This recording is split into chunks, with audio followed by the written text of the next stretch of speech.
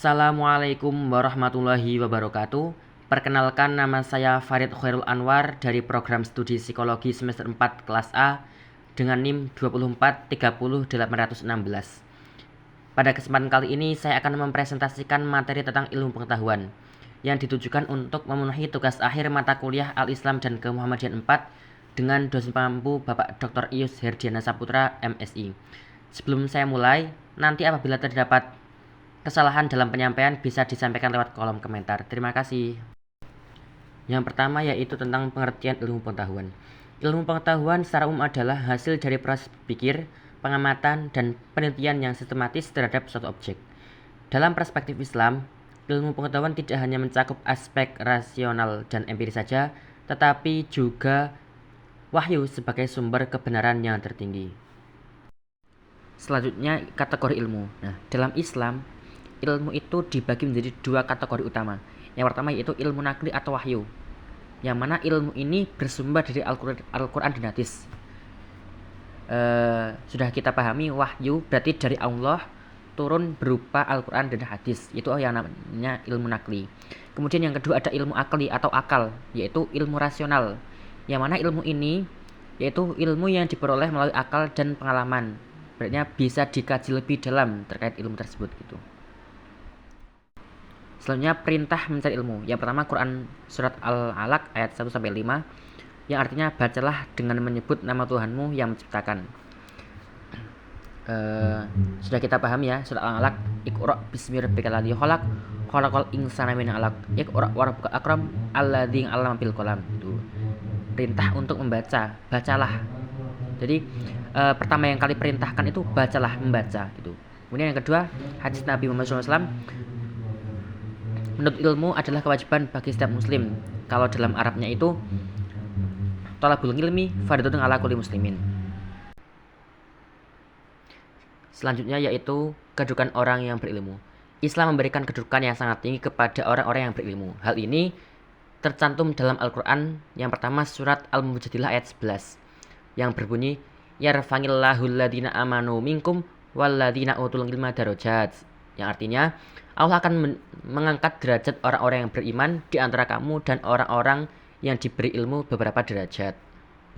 Yang nomor 2, Quran surat Az-Zumar ayat 9 yang berbunyi, ini adalah potongan ayat ya, hal yastawil ladina ya'lamuna wal ladina la ya'lamun innama yatadzakkaru ulul albab, yang artinya apakah sama orang-orang yang mengetahui dengan orang-orang yang tidak mengetahui? Kan tentu berbeda. Orang yang berilmu dan orang yang tidak berilmu itu pasti beda, entah dari segi apapun. Nah, dari sini bisa diambil kesimpulan bahwasanya Allah sudah pasti akan mengangkat derajat orang-orang yang berilmu. Namun dengan syarat orang yang berilmu tadi yaitu termasuk orang yang beriman. Sudah tercantum dalam Al-Quran, berarti hal ini sudah pasti bisa dibuktikan. Yang selanjutnya adalah integrasi Islam dan sains. Dalam Islam tidak terdapat pemisah antara ilmu agama dan ilmu sains.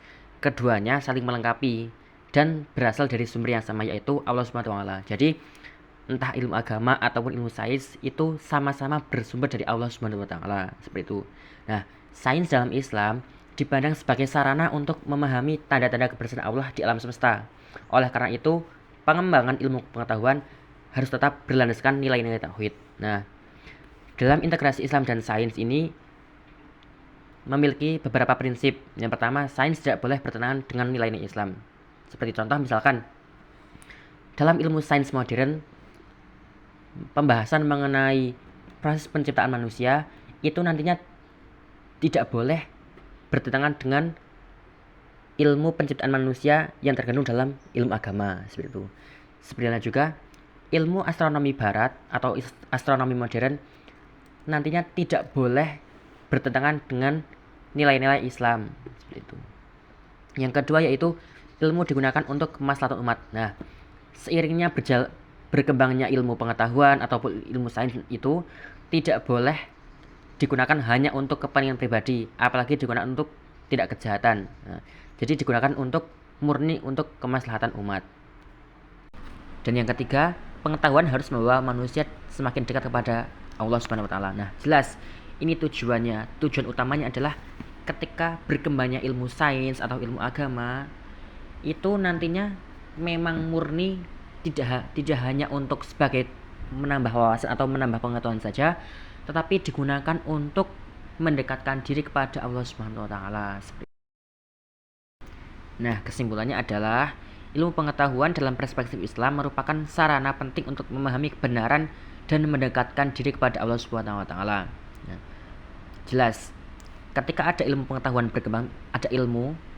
Nah, dalam perspektif ini memandang bahwa nantinya ilmu pengetahuan ini nanti akan dicek atau kita pahami apakah benar, apakah ilmu ini memang benar-benar ada tuh, apakah memang sesuai dengan syariat Islam atau tidak, seperti itu. Nah, selanjutnya Islam mewajibkan umatnya untuk menuntut ilmu dan memberikan kedudukan tinggi kepada kepada orang yang berilmu.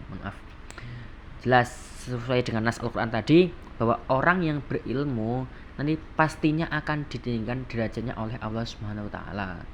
Selain itu, Islam tidak memisahkan antara ilmu agama dan sains, melainkan mengintegrasikan keduanya dalam satu kesatuan, yaitu yang utuh. Dengan demikian, ilmu pengetahuan dalam Islam memiliki peran strategis dalam membangun peradaban yang maju dan berakhlak. Mungkin cukup itu yang dapat saya sampaikan. Apabila terdapat kesalahan dari segi apapun, saya mohon maaf yang sebesar-besarnya. Untuk menutup presentasi pada kali ini, mari kita tutup dengan pembacaan doa kafaratul majlis. Subhanakallahumma wa bihamdika asyhadu an la ilaha illa anta astaghfiruka wa atubu ilaih. Terima kasih atas atensinya.